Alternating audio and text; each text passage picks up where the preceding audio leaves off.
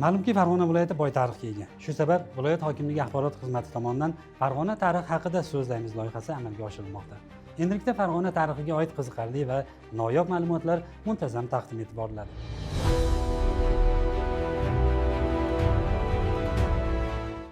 Dastlabki ma'lumotlarimiz esa O'zbekiston tarixi davlat muzeyida saqlanayotgan toshdan yo'nib yasalgan ilon haykalcha haqida.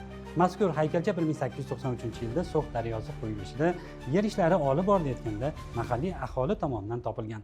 U taqasimon shaklga ega. Olimlar ushbu nodir topilma bronza davriga tegishli bo'lib, sanasi miloddan avvalgi 2000 yilga oidligini aniqlaganlar. Ushbu tumor nurning zulmat bilan kurashini o'zida gavdalantiradi.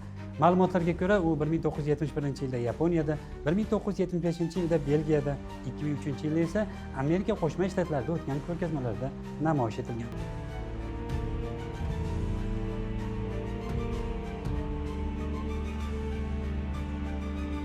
Farg'ona viloyati tarixiga oid qiziqarli ma'lumotlarni bizda kuzatib boring.